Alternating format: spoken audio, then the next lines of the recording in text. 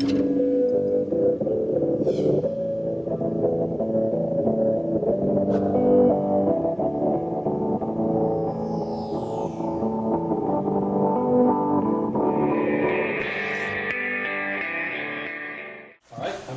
this meeting to order, and our first item of business before we get into our agenda, with the new open meeting law, if we're going to make any changes, we have to announce them at the beginning of the meeting. And under new business, we have from the Emergency Management Department, we have to approve a local emergency operations plan, I guess, which is really just an update. Approve and sign the National Incident Management System adoption document, and approve and sign the RERP 2015 grant agreement. And then we have to discuss and approve a request from the treasurer to transfer the reappraisal fund from TD Bank to Brattleboro Savings and Loan. We'll have the reasons for that when we get to the under new business. So, with that housekeeping, we'll go back to our agenda and the minutes that we have from July 9th. We can't, because we're only 3 of us, and only 2 of us were at that meeting. We don't have a majority or a quorum of the select board to approve this. So we have to table the minutes of July 9th. And then the minutes that we had tabled, because Lewis wasn't here, and he was an important part in the discussion we were going to have regarding a statement about the Learning Collaborative that Fletcher Proctor had called to our attention. He's unable to be here tonight, so we're going to, I would recommend that we continue to table this one. And then the minutes of June 30th. We don't have a,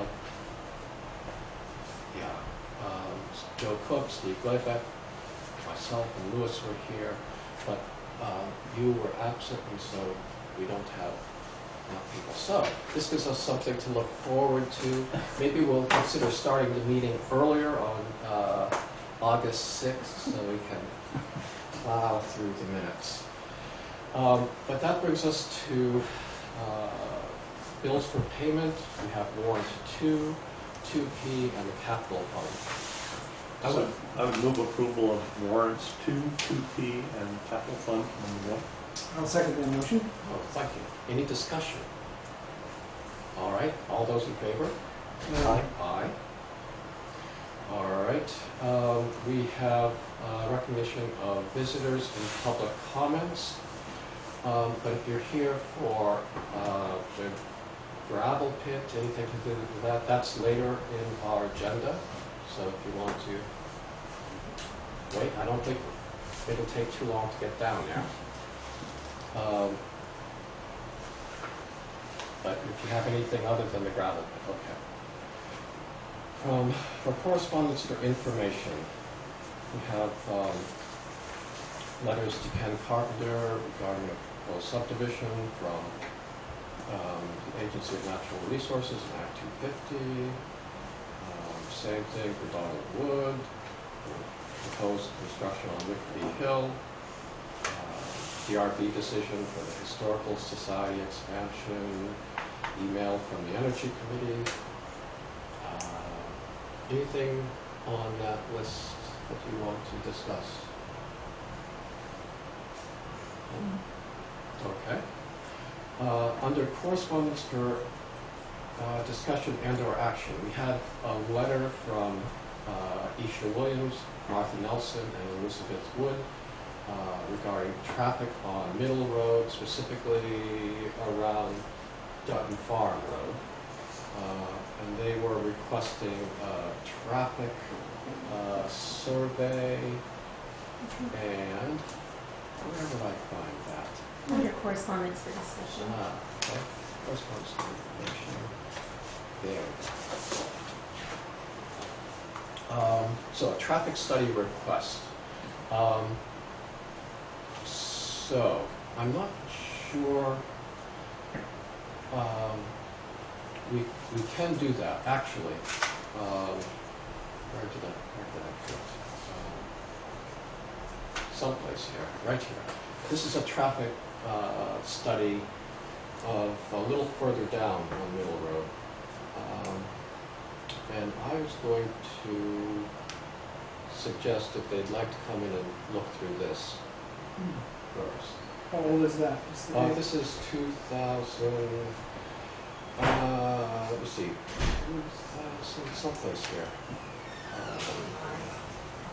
I'm trying to see, someplace. It's a couple years old, but when we, Pam McFadden contacted Matt Mann at the Wyndham Regional Planning Commission.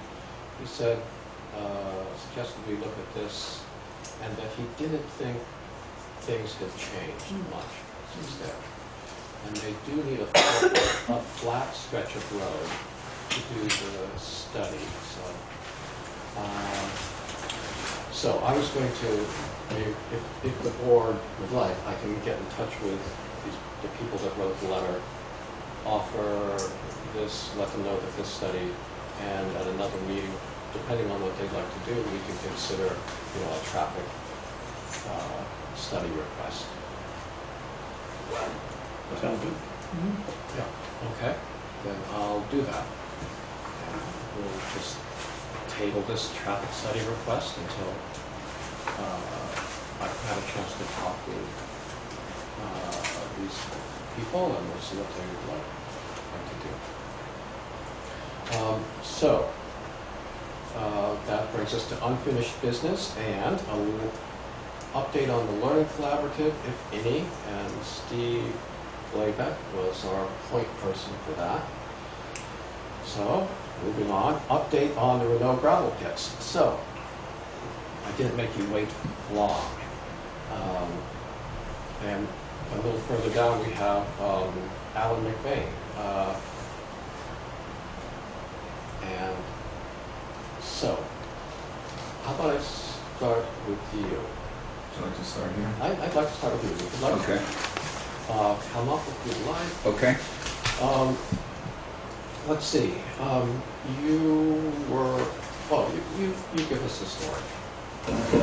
So, probably a week and a half or so ago, Claudia Teachman called me and asked me if, with my geological background, if I could be of help to them in looking at the vibration issues they're having at Poplar Commons, and also as a member of the DRB, Dummerston DRB, who's responsible for setting out conditional use permits for these things.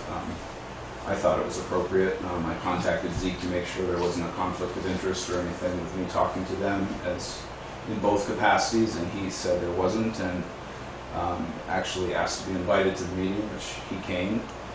And so on Saturday, July 19th, we had a meeting with various members of Poplar Commons and Judy Pollica, who lives on Winter Bell Drive. Yes.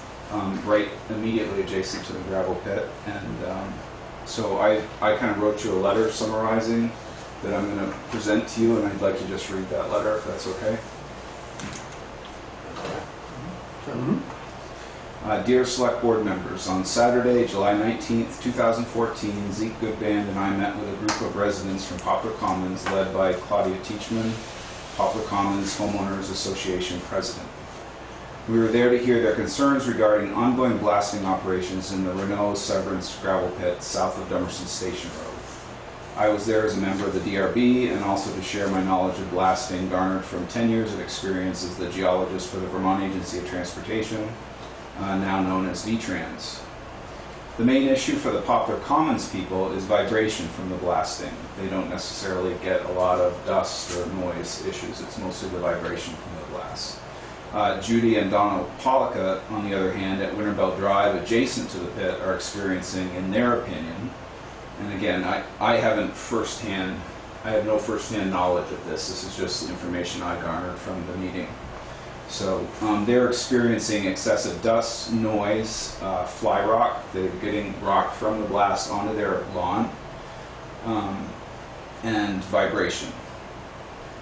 The worst vibration at Poplar Commons seems to be at the homes located where ledge is shallow and foundations are poured directly onto the bedrock.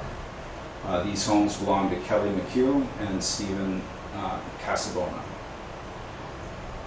Currently on-site monitoring by portable seismographs and microphones is being done at these two homes, as well as septic structures for the community septic system. Test results that have been presented to the residents of Poplar Commons indicate vibration levels well within the parameters set forth by the operator's permit. So with this information in mind, I offer the following observations. The original blasting plan submitted to the town of Dummerston was done by Thomas Drilling and Blasting. The current blasting company operating on the property is Key Drilling and Blasting, not Thomas. Has a new plan been submitted? Is Key following Thomas's plan in terms of how much explosive they're setting off per delay? These are questions I'm asking. The Act 250 permit, which I have a copy of here, does specify that whoever's operating the pit is following a blasting plan, and I assume that plan is supposedly submitted to the town and to the various permitting agencies. But we have, to my knowledge, we do not have a blasting plan from Key Drilling and Blasting who's currently doing it. Okay. The delay, which is basically when you design a blast, you drill a series of holes, you put explosives in the holes, and you put a timing delay on each of those holes, so only so much explosive goes off per delay. And the delay that was specified in Thomas's blasting plan, now I don't know if that corresponds to what Key is doing or not, but was 8 milliseconds, which is appropriate for between holes, but I mean typically a blast is comprised of holes in rows and then rows of holes. So the 8 millisecond would be between holes in one row, and I don't know if that same delay is being used from row to row to row, but typically in my experience and what the Federal Highway Administration recommends is a 25 millisecond delay between those. So are they using that 8 millisecond or a 25 millisecond? If you use a shorter one, it can result in excessive vibration. The scale distance of 50, which is called out in Thomas's plan, and this is a measure of how much explosive can be set off in a certain distance from a structure and not cause excessive vibration or damage. And it's a formula.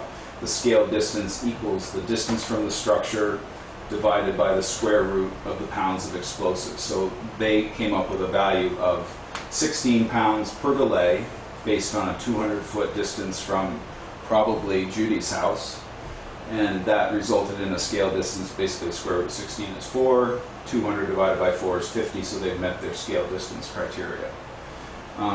Many regulatory agencies require 60, which is a more conservative value than 50, so that's just a point of information. Thomas's plan called for pre-blast surveys and monitoring of structures within 200 feet of the blast. They've monitored Poplar Commons, which is over 1,500 feet away, but to Judy's knowledge, they've never placed a monitor at her home, which is only 200, it's right on the edge of the pit. It's right there. Residents are sent an email with a very general time frame for the blasting schedule. We're going to be blasting between 8 and 5 the week of July 15th through 20th or whatever. It's a big time frame. It's really not unreasonable to require the blasters to give a much more precise time frame, i.e. we will set off a blast at 3 p.m. today, or tomorrow we're going to set it off at 3, to give people a more accurate time frame of when this is actually going to occur. By removing the surprise factor of these blasts, of the vibration people feel, they're less likely to be startled or frightened when they feel it. People shouldn't be getting woken up on their couch by the vibration. They should know when it's going to happen. If they want to go to the grocery store to be away from it, great. But napping on your couch and getting woken up by it, I don't feel is acceptable, and that's my personal opinion. People are extremely sensitive to vibration, and animals even more so. Even vibrations with particle velocities as low as 0.1 to 0.2 inches per second can be concerning and can cause rattling of dishes and all these things. These levels are well below the 4 to 5 inches per second required to cause structural damage in modern buildings. So even these very low vibration levels, people feel them, it's not natural, they're concerned. Studies on cyclic vibration and the resulting damage to drywall or concrete typically run for 10,000 to 400,000 cycles. So you're taking a test structure of concrete and banging away at it for 400,000 cycles at a certain energy level to see if any damage occurs. Let's see, 400,000 with no damage or particle velocities, no damage at particle velocities at or below 2 inches per second. So they can do 10,000 to 400,000 cycles at a velocity of 2 inches per second with no damage. And this basically then becomes the industry standard for an allowable upper limit to the particle velocities that are allowed for blasting. And it's basically half of that which causes damage to a building. So there's like a factor of safety of 2 built into that number. So what's happening at Poplar Commons and structures that abut the gravel pit? Over a 25-year period, which this pit is permitted for, 30 blasting days a year. Let's say they do a maximum of 3 shots a day. That's probably the most they'd ever do. So this is the biggest number I could come up with. These structures are probably going to experience 2,250 events. So you can see that's far below the 10,000 to 400,000 cycles that have been tested in the past. So you can feel relatively comfortable, I think, in that repetitive environment that we're probably at a safe level there. Cultural versus acultural vibration. So what does this mean? People are accustomed to trains, trucks, snowplows, claps of thunder, teenagers running through their homes. These are things that they're used to. These are cultural sources of vibration, and they can actually reach levels close to that 2 inch per second particle velocity. Blasting is an acultural source of vibration. It's unnatural, and people are bothered at much lower vibration levels than they might be when a snowplow goes by their house. So this is why removing, in my opinion, the surprise of the blast going off is so important. If you tell people it's going to happen, they can prepare for it, it makes a difference. That's why I warn everyone before the meetings begin that I have to clap. That's right, exactly. Exactly. Personally, from what I've heard from the residents, and again, I did not see the instrumentation being installed, so I don't have first-hand experience here, but from what I've heard from them, I question the validity of the current monitoring program. Again, I've not seen the installations, but placing the monitors on grass, that has been described to me, or on fairly loosely consolidated earth around one of the septic structures is not an accepted practice for the installation of these instruments. These are the portable seismographs. So they did tell me that, I did bring that up with them, and they did tell me that they had put the one by Casabona. Oh, they told me that the one by Casabona's property was actually on ledge. Okay. So I did tell them your concerns. Yep. And what would be ideal. So and how did they attach it to the ledge? I mean, that would be another thing. I guess sandbag over it. They recommend basically bolting it to the ledge if you're gonna do. But that's. Sorry to interrupt you. That's okay. So grassy surfaces, loose material, are not acceptable. It sounds like some of the monitors were placed on solid surfaces, which is great. But in all this, why hasn't the structure, Judy Pollica's house closest to the blast, been monitored at all? They're monitoring 1,500 feet away. Is it just because those people have said something? Or, you know, as a geologist, I'd want to know what was happening right next to the blast, not 1,500 feet away. So it concerns me that they aren't monitoring her house. If the contractor were truly concerned with vibration levels, the Pollica's home would be the place to monitor. It is appropriate to place monitors on the concrete basement floor of a building or on firm, consolidated earth. The training of operators and calibration of equipment being used can also impact the reliability of monitoring results. Does the monitoring subcontractor have calibration and training certificates for their people and equipment? Again, maybe they do. This document referenced, it's the ISEE Field Practice Guidelines for Blasting Seismographs. It's referenced in the Act 250 permit, and this is the procedure they're supposed to follow. There's information in here about instrument calibration and training and things like that. It's procedures that's supposed to be followed. I have no idea if it's happening or not. Again, I don't have first-hand knowledge. Just looking through the Act 250 permit, the things that jumped out at me, first of all, it referenced 2 older permits and said everything in those is in full force and effect. And I suggest that this permit, which is the new one, didn't mention Winterbell Drive. I suggest probably some of those older permits do have mentioned those properties in terms of dust and noise and things like that. There's a very specific language about dust. Judy's complained about her lawn, walking through the grass and the dust coming off her grass and not being able to open her windows and things like that, which there's no reason they can't control the dust in the pit. So. When Charlotte, the zoning administrator, Charlotte Annis, and I met with Judy and her husband on Monday of this week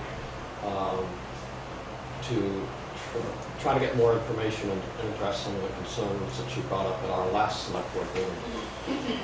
I spoke with Dwayne Fletcher of Renault Pit, and he went down and spoke with Basin, who's doing the crushing, and I got a call about noontime today that they had finished installing a wet water spray for their crusher, so excellent. They should, and they had just finished putting calcium chloride down the roads in the pit. So it may be some of this transitioning to a permanent installation. So hopefully that will be the dust will. Yes, they did. I saw that this morning they started up, but when I go to the drive, it don't seem like it. It's a help, but it's still floating dust. Okay. I'll come back down and take another look. The other thing in the Act 250 is fly rock number 20. If there's any fly rock that goes off the property, they're supposed to immediately cease operations and reevaluate their blasting procedure. Okay. If Judy is truly having fly rock on her lawn, that's a problem. When Claudia requested, it was Kelly who requested the results of the monitoring. You said it took almost 30 days to get. About 3 weeks for now. Yeah, 3. So that seems, supposedly they have a permanent record, and their record occurs on a computer the second it happens. So I'm not sure why it takes 3 weeks to get that. But again, as the DRB person who's putting regulations on these people, these seem like reasonable things to me. If someone asks for the record, they ought to get it in 3 to 5 days, kind of thing. So in conclusion, I'm not an expert in the field of explosives, but even my limited experience is enough to see that the pit operator and blasting contractor could be doing a better job at working in harmony with their neighbors. These problems are not going away, and as we deplete our glacial deposits of usable sand and gravel, blasting and crushing of bedrock is only going to become more commonplace. Respectfully submitted, Alan McVeigh, Dummerston Development Review Board. Alan, I wanted to ask you about the fly rock. Is it, how fast does this flat rock travel? I mean, is this a danger to anybody that might be outdoors? It can be anything from something that goes up in the air and just kind of comes down by gravity to a bullet. Okay. Oh. And Wow. do we know, are there mats over the blasting? Apparently they are using blasting mats. Okay, then how does the fly rock escape? Well, either they aren't using enough blasting mats, or it's, you know, it's sneaky. There's all this energy being imparted on the rock, and you know, you could just, all it takes is one little piece squirting out in a direction that's unanticipated, and you know, ricocheting or bouncing off something. And so, you know, they should really be overdoing it with their blasting mats. And you know, frankly, at least in the Thomas drilling plan, that 16 pounds of explosive per delay is a very light charge. And I suspect when we went out there for that initial, or I didn't, but you did, for the initial blast and everybody could hardly feel anything, that they were well within that. And you know, the fact that now they're getting fly rock and people complaining of vibration suggests to me that maybe they aren't keeping within that parameter. But you know, again, I didn't see them load the holes. And do we have any of this fly rock? Has anybody collected it? I'm not sure. I didn't know, I doing the lemon, before it wasn't happen like that, you know. Then after I do lemon, it's the few times I hit it. So I picked it up, I didn't think about nothing. But they coming from for the exactly the rocks that looks like for the gravel field. So I just threw away. When hit the for the lemon, I look at it, I stop to pick it up, then I threw away. Then I do that again. Then I complain my husband. You know what? Every time now on I do the lemon, I hit the rock. Do you know why? I just talk to naturally. I never think about the coming from gravel field. My husband say, they're from the gravel field. Then I say, oh, that's why I see that you know, that gravel field when they, you know, that rocks, it's the same colors. It's not like you stay in the ground for a little while. It's not like that. It's exactly the coming broken rocks from the blast. So that's why, oh, now I see that rocks. Now I know. Then, well, I should keep that rocks. I should keep that rock. I didn't think about that. So recently we just did the lemon, it is happen again. I said, why hit the rocks again? But I couldn't see where, I couldn't find that. I don't know where is the flew away. I hit the rock, you know, rocks again. That was happen again. So I don't know when exactly floating, I don't know when, but there is, if, you know, I would stand over there or my pet, you know, they stay to play over there, it could be dangerous. Danger, you know. Sure.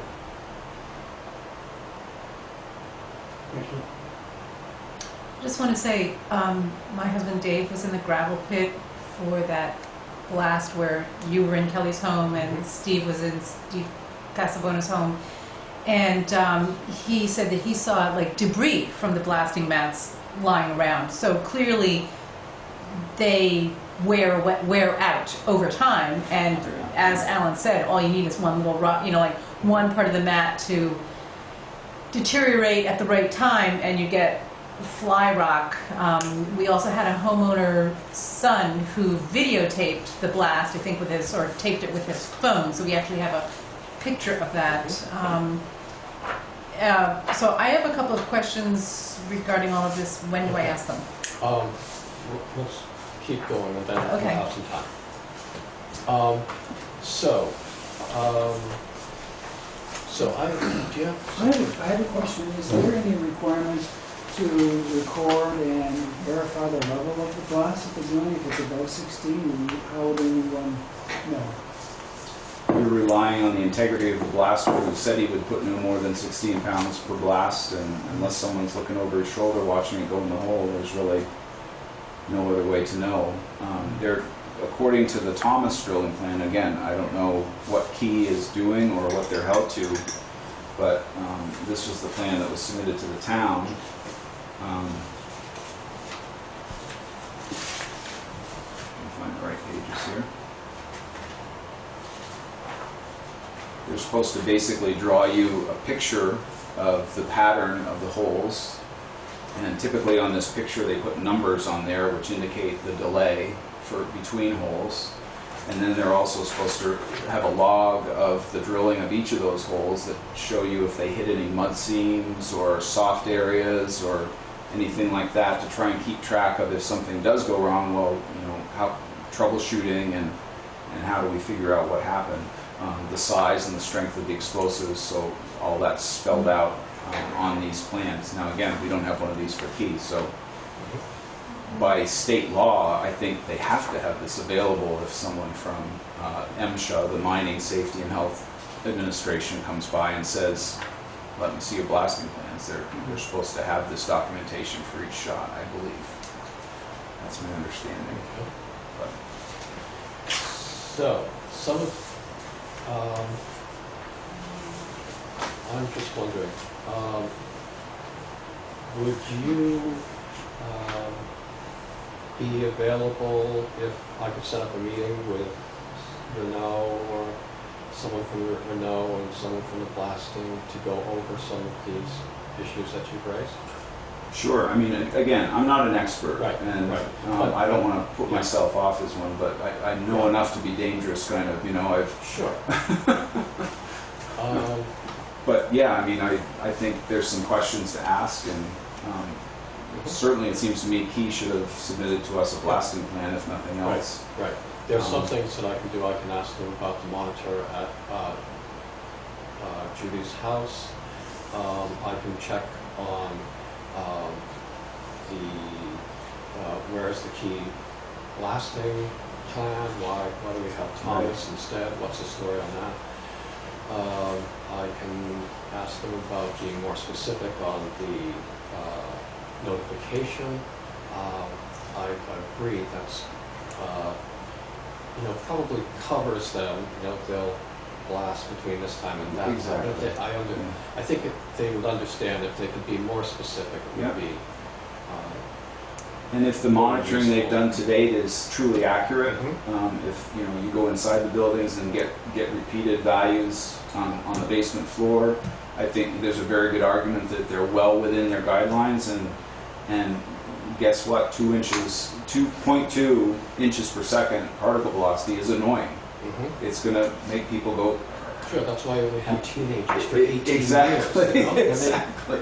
You're supposed to leave. But I think the homeowners can rest assured that those levels are not going to damage their homes in the limited number of cycles that they'll be, But again, it's annoying, and if someone wants to sell their house, obviously, someone buying the house might not, so it has impacts on property value, and they're rightly concerned about it, I think.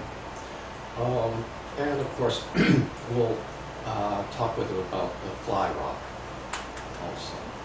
Yeah, and I think that's a matter of Judy being very diligent, and if she finds any,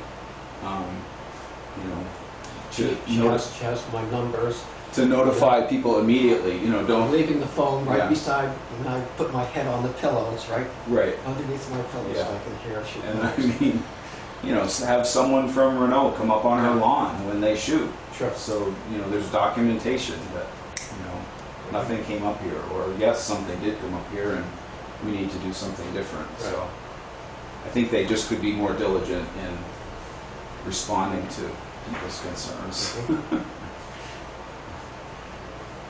Any? Yes, rocks. Rocks. Wait. Okay. You have to have certain Okay. procedures that you follow Okay. here. Sorry. Any other questions? Okay. All right. Claudia, you wanted to ask some other questions. Right. I was not part of,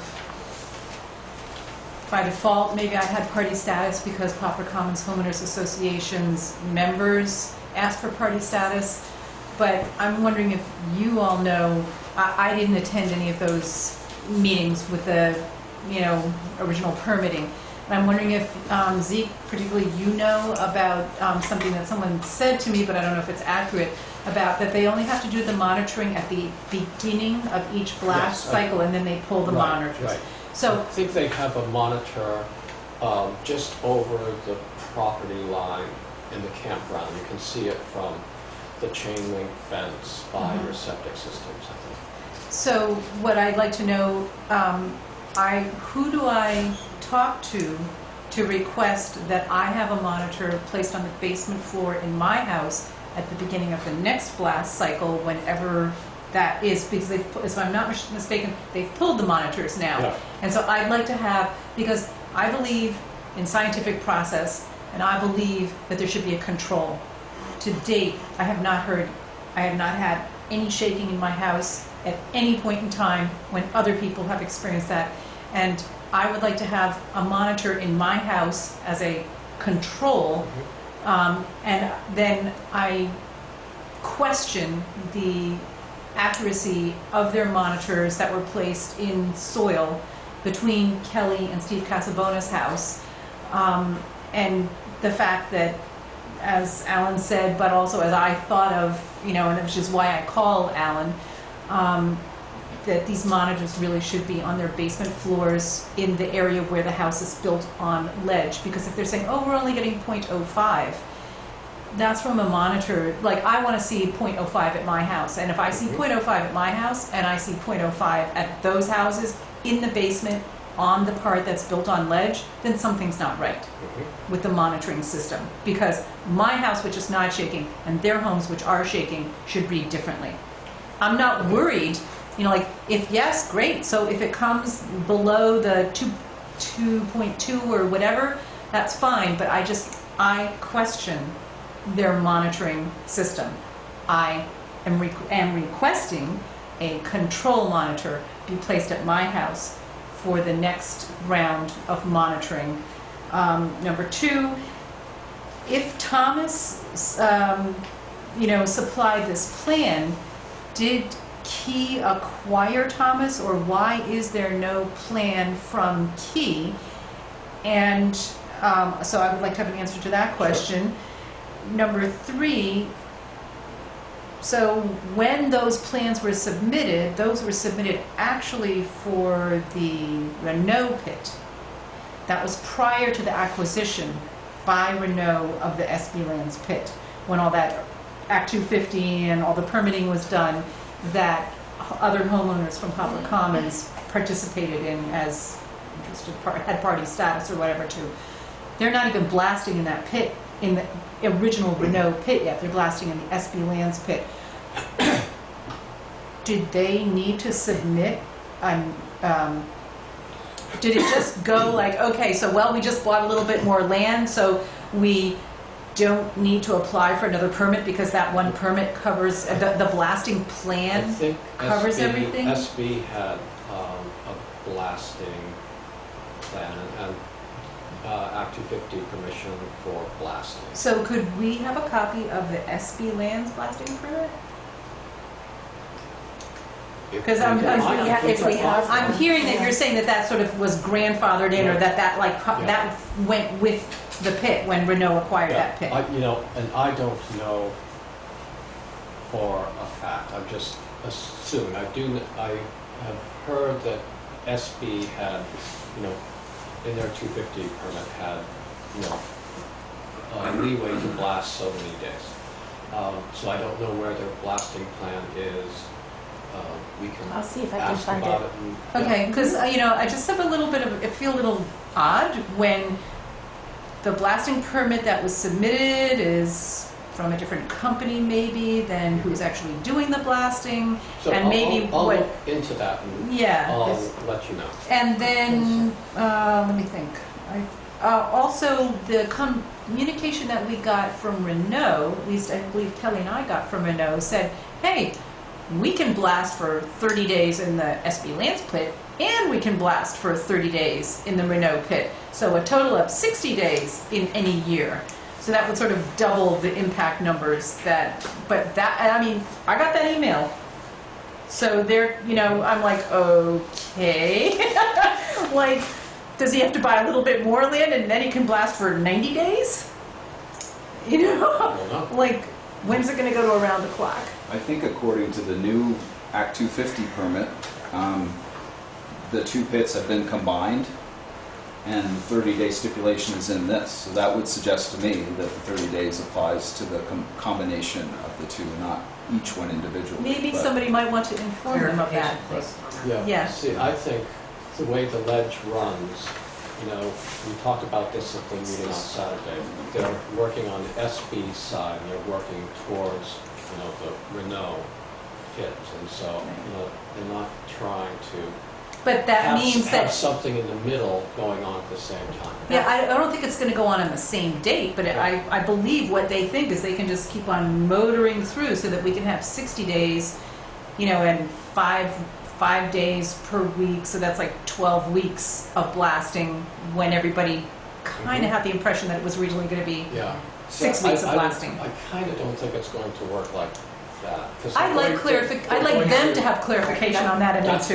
We don't want an assumption, we like to have an exact Right. answer. Thanks. Okay. Yeah, and I don't Okay. have any more things to say right Okay, now. you know where to find us. Right. Yeah. Okay. All right. So, now do some investigation. We'll get back. Alan just gave me the Act 250 permit, which says 6 weeks, and then there in the caption it reads 30 days. Which is it? But it's, the hours are Monday through Friday, so 6 weeks Monday through Okay, Friday, I Okay. think is Okay. how that's supposed to. Well, when they began blasting for 7 weeks last week, we asked them about that, and that's when Dwayne Fletcher told us that it was 30 days and not 6 weeks. That's what he called and told Okay. us.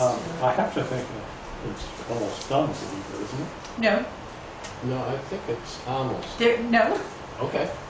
We've been checking in on that, and they sent us like, oh well, what did they say? Have they even blasted 15 days? At the day of that question, he had told us they'd blasted 15 days at Right. that point, and that was a week ago. When did it start? In the beginning of June.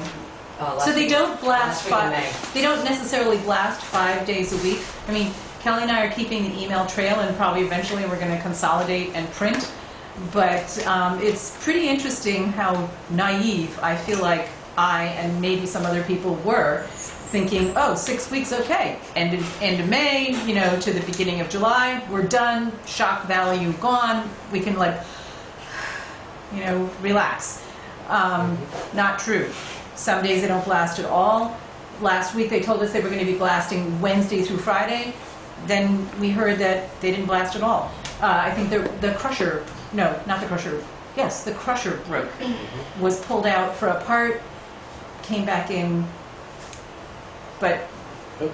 you know, so So we'll- we never know. yeah. The shock value is Yeah. significant. So we'll ask if they can be more specific in notifying you rather than just giving you a ballpark.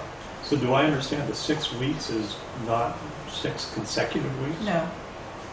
It is not, you are correct. It is 6 weeks worth of 5 days a week.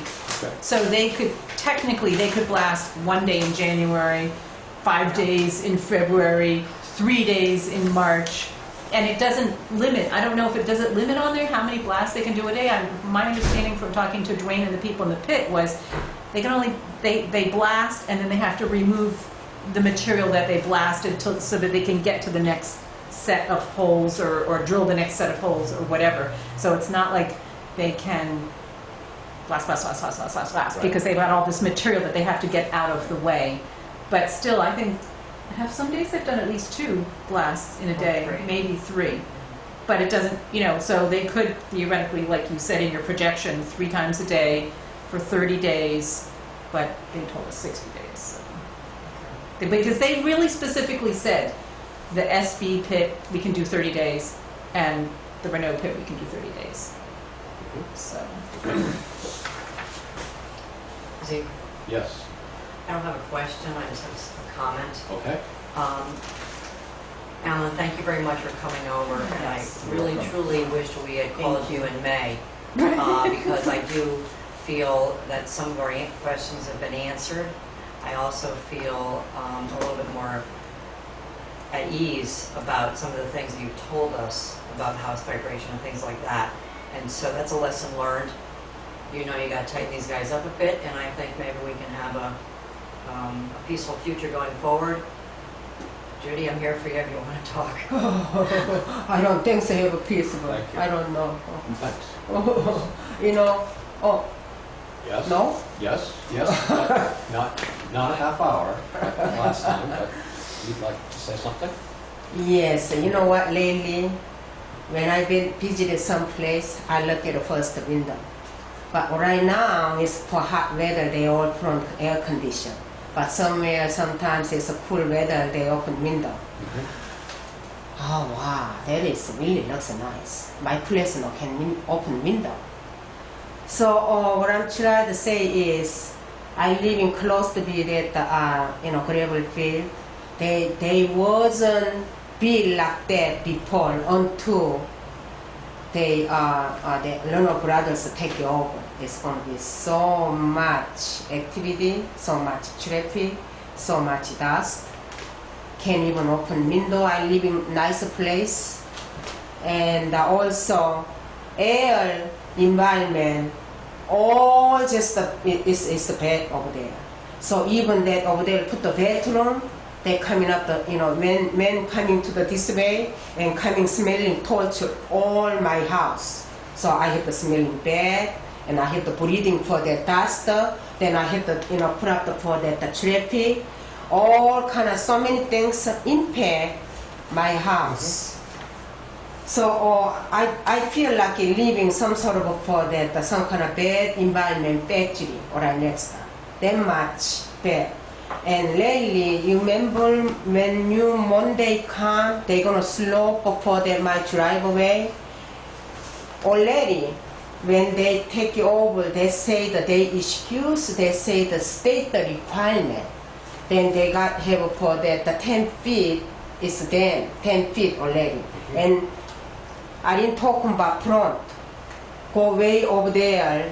They, the driveway, they coming more, try to close feet in my land. That's what I coming up to 2 weeks ago. I talking about here. Now they supposed to live along. That's the way what it is for the when you coming to insurance Monday. What is right here? Okay. You know right what? here? Yeah. Right here. So they all have for the tree. And before they have over here all tree. Right. They cut down all everything. They slope all everything. It's no left gravel whatsoever. And right here they make it elevated, and they're supposed to front to here for the grass or whatever. They're not supposed to wash down the dirt. But they wanna be the slope here. They try to cut it up to that all.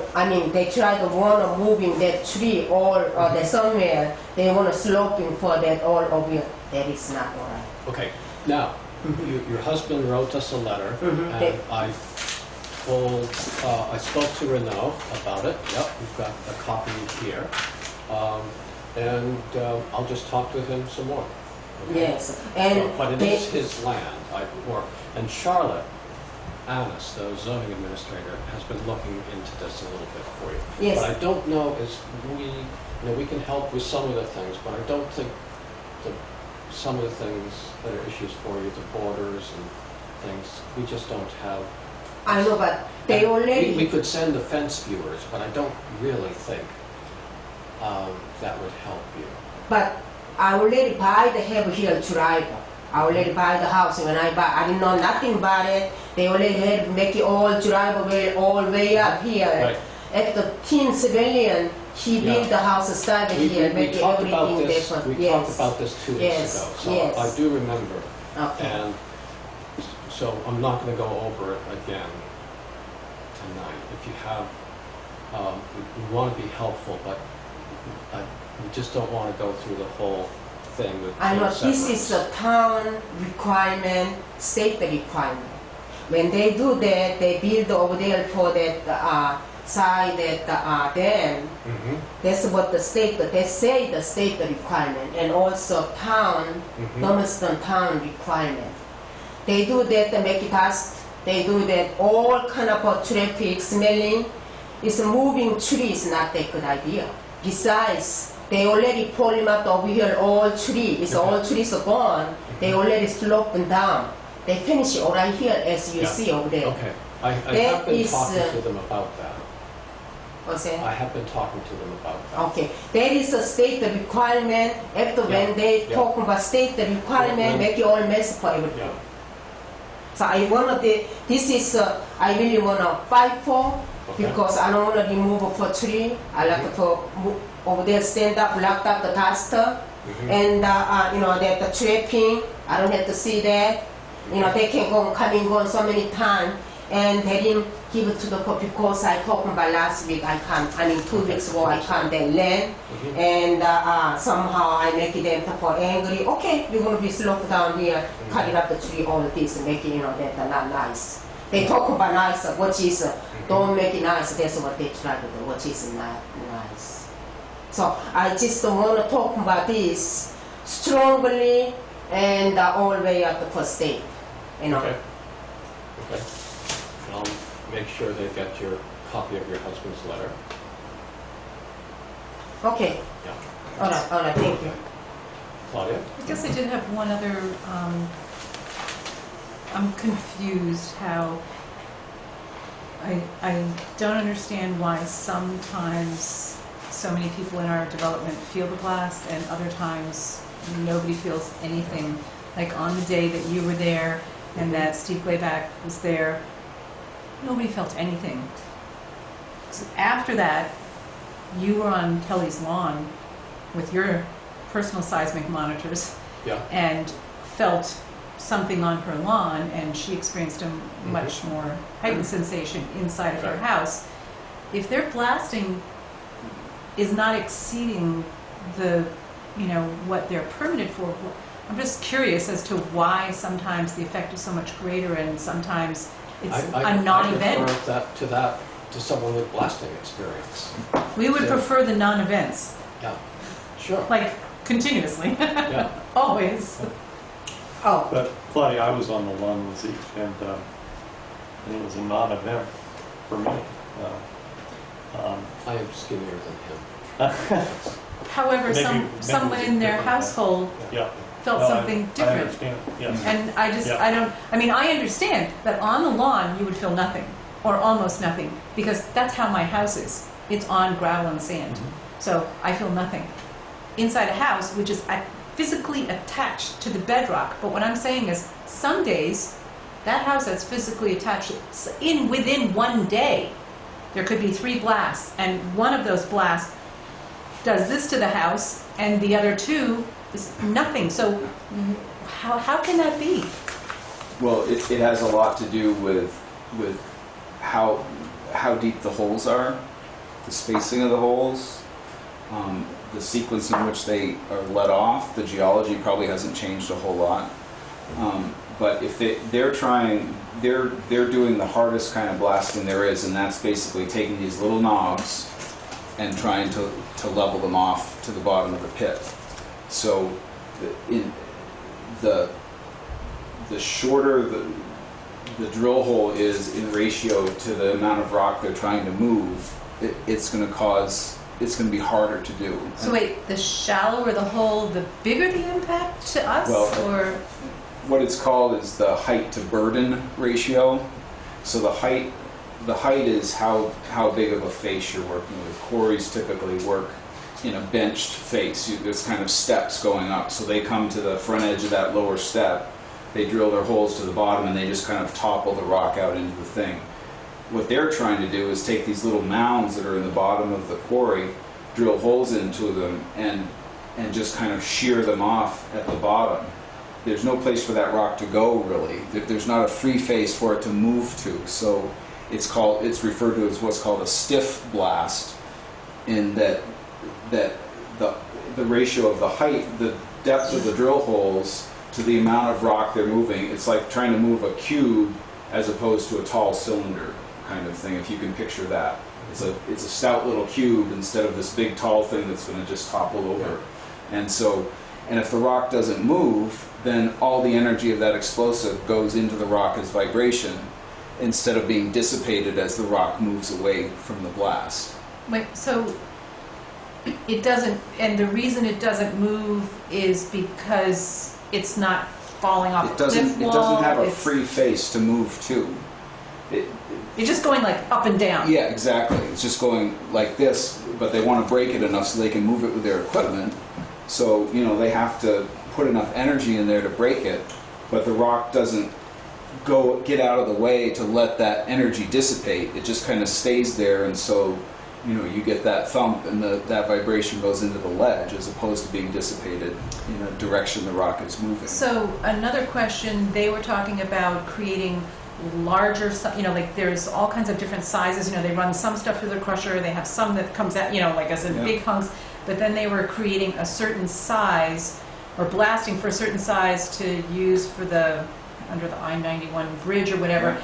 So if they're blasting for a certain size, like I don't know if riprap or whatever it's called has to be a certain Stone size, fill. right? That might not be going through the crusher. That might be just so would that affect their blasting technique, like how deep they drill the holes or their drilling pattern? Their pattern, yep.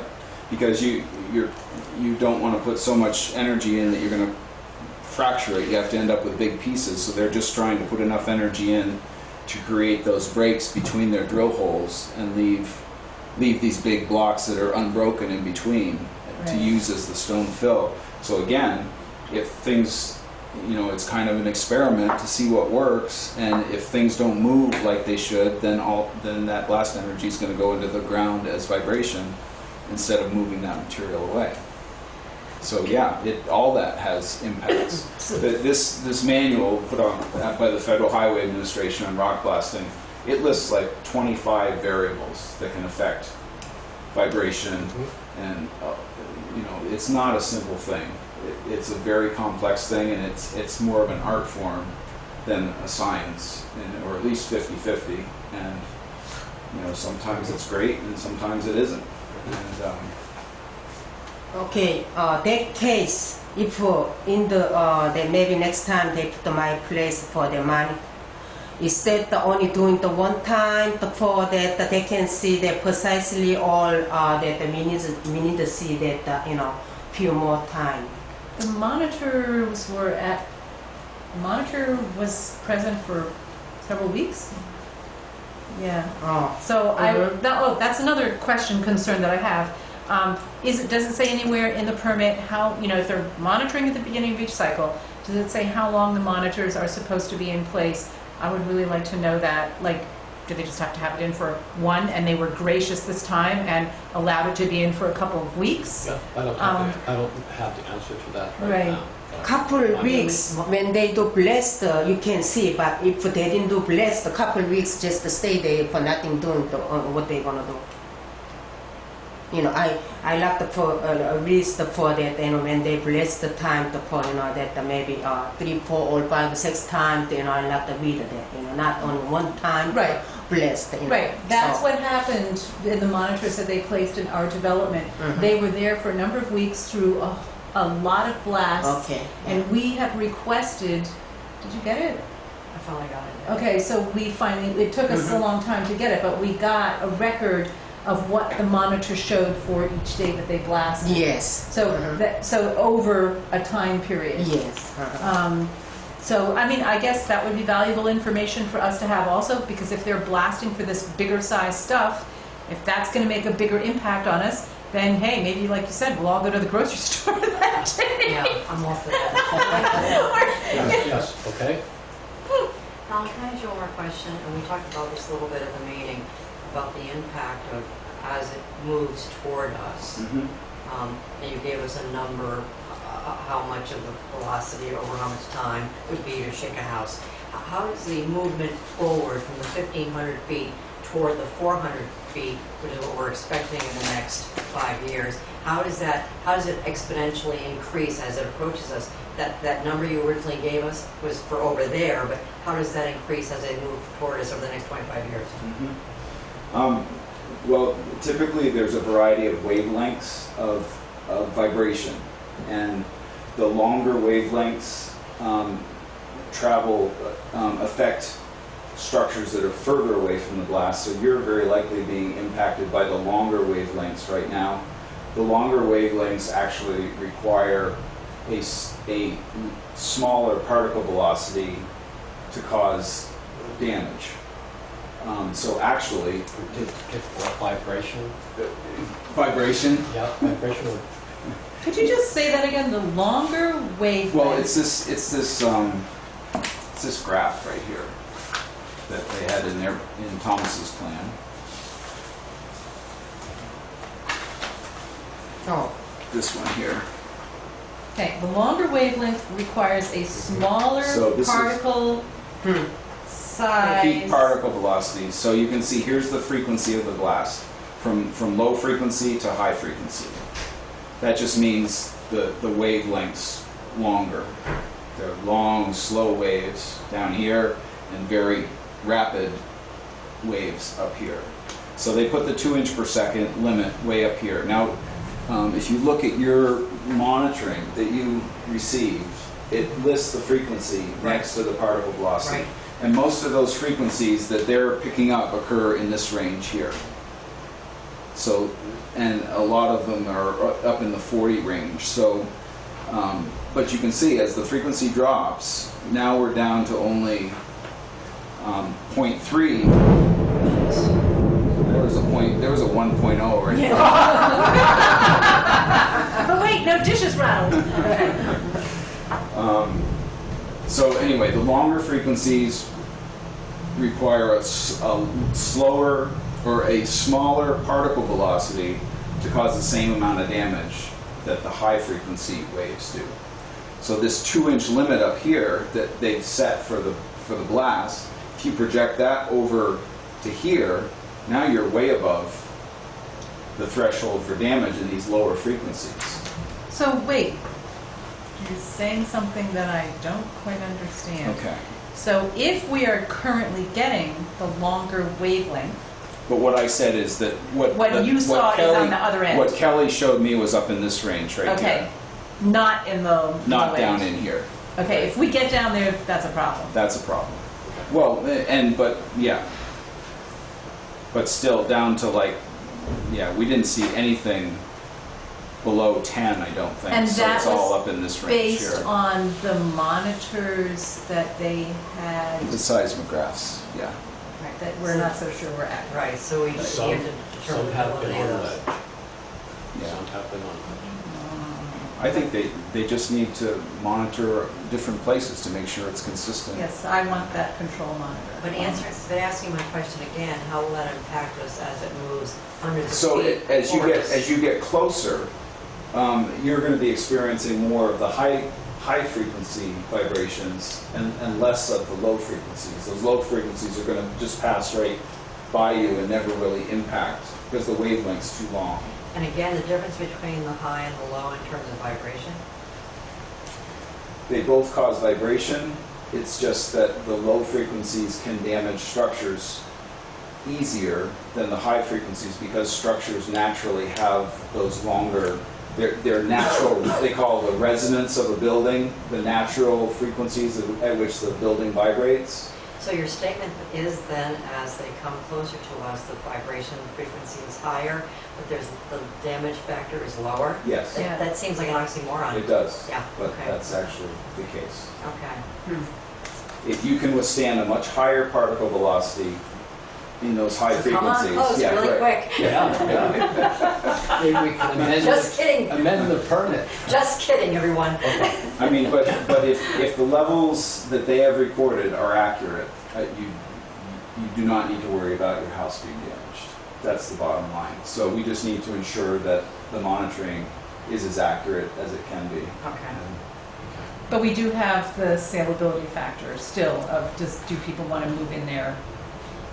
You know, buy a house, or will houses sell? I mean, yeah, the Unzickers were able to sell their house very easily. They were there on the day of the non-event blast. Some people aren't going to want to move next to a campground. I think, Right. I think Or- it does, or it too lowers the far, pool you of know, people, it's- yeah. Yeah. It lowers the pool of people. Yes. The house, right. may the value of the house may be the same price. It's just that you're lowering the pool of people that would like to buy that house because of its location. Yeah. They may love your gardens, Sure. and that's more important to them than the plastic. Or That's they, why- or they that's- don't love your gardens enough because there's a gravel pit next door. So. Yeah, I have that. I have no idea coming this kind of perfect for that this day. I'd like to thank you very much for, going to that meeting, talking with them, and coming here, You're welcome. your letter and the information. And I'll get in touch with you if I can set up a meeting. And this is why we pay you so much for the DRB. But I thank you, appreciate your help. I do too. You're Thanks, welcome. thanks, Alan. I thank Hopefully all it of was- you for coming. It was helpful. And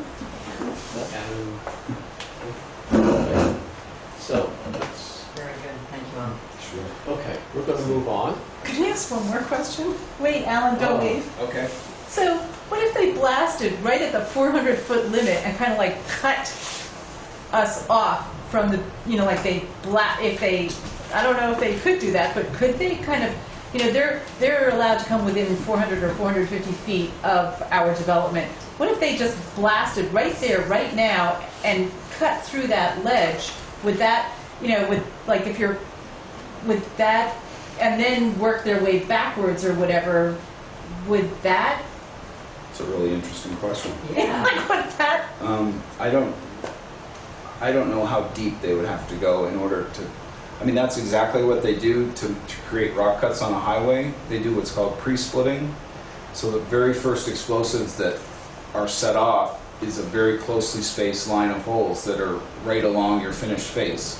So that creates this crack, and then when the main rock moves, none of that shock Right. energy can get into the face and damage the face, and so it gives it a plane of relief, basically. Right. I'm But looking for the plane I relief. suspect vibration-wise, it's a deeper-seated problem, especially with the people on ledge. But it's an interesting question. It's something to ask a mining engineer, I think. And could you direct us to one of those? I think so. Okay. Let's see. Thank you, Alan. Thanks. So we're going to move on to some new business. And let's see. I have to take my. Thank very you. much. You bet. Okay. Under new business. We have some, what are these? Amendments to the grand list. We have two sets of these.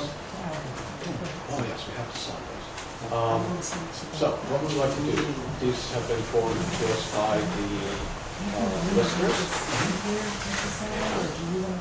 I'll take a motion to No, but sign off on these amendments to the grand list. So moved. Seconded? Okay, any discussion? I don't think so. All those in favor? Looking Aye. at new business. Oh, no. This is I want to keep talking about this with the requirement about this times the investment. Alright, I don't know if they're going to talk about it. okay. Now, cleaned out my new business. I thought we had some new business. Oh, excuse me, sorry. It's under other business. Other business. It's all, I cannot talk anymore, we all done meeting? We're done with the gravel pit. Oh, Okay? I want to talk to some little more, but it looks like you're all done. We're done with the gravel pit for tonight. Oh, okay. You make Okay. another appointment. Okay. Is there any possible, you know, I like to also that meet the, you know, with my husband and Mr. You know, that I don't know.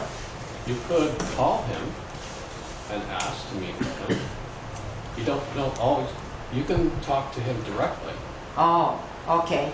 Okay. I'm gonna, yes. I also, yes. Okay, thank you. Yes. Thank you. Good. I gotta go now. Okay. Thanks for stopping by. Thanks, Eve. Thanks. Thanks. Is your pen? Oh, yeah. Okay, let me get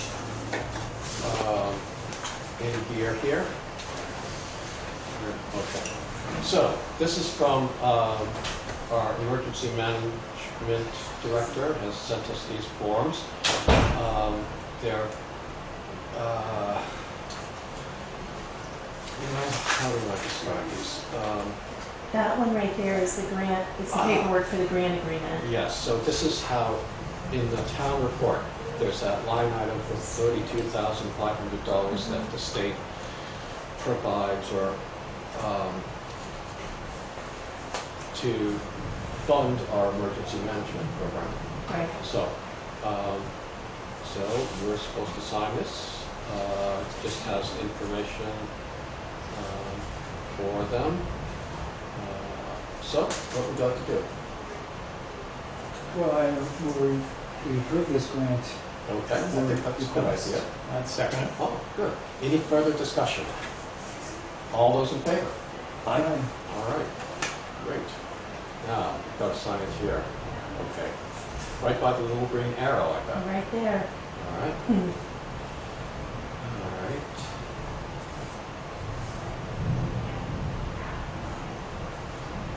It's, what's the one? 23, 14. Okay, good. Then we have, this is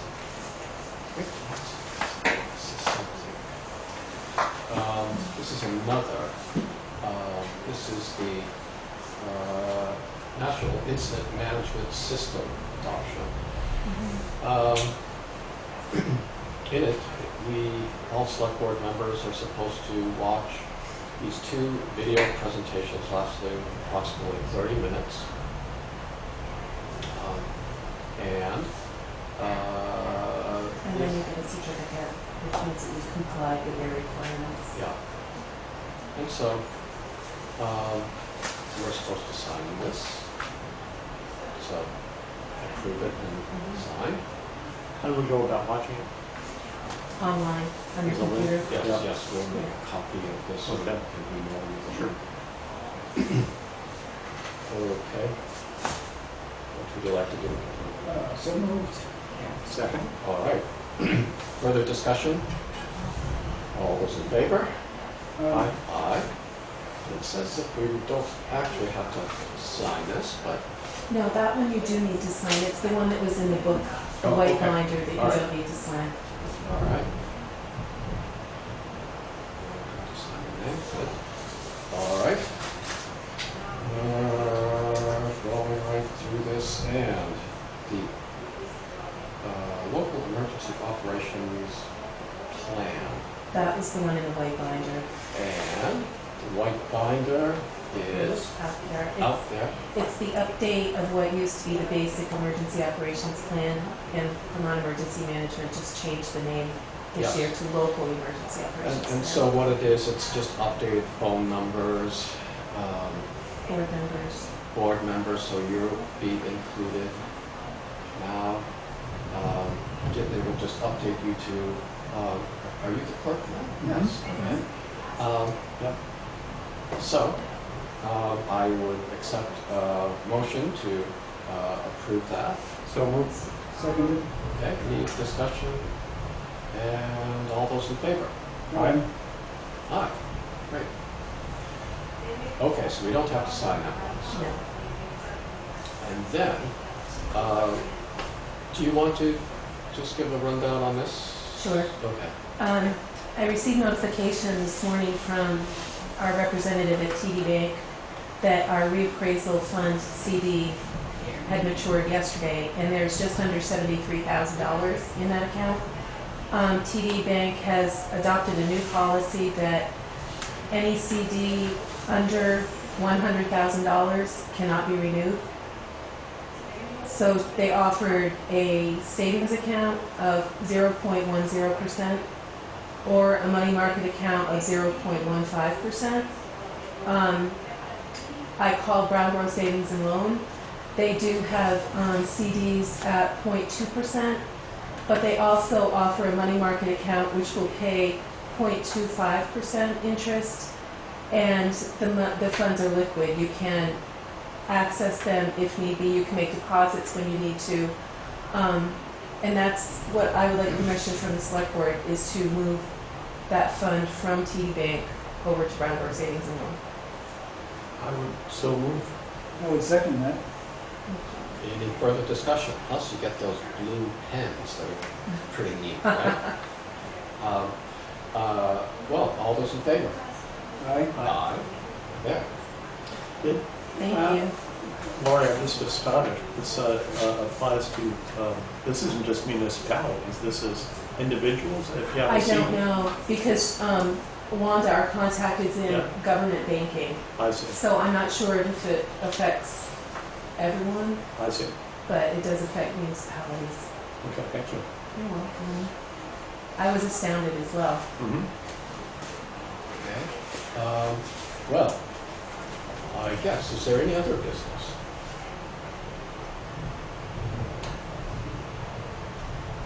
I don't think we have anything for executive session, do we? No? Nothing I'm aware of, no. Then I would move that we adjourn. All right. I would second that motion. All right. Well, I guess if it came down to a vote, I'd vote in favor of that. So, let's adjourn. Thompson? Thank you very much.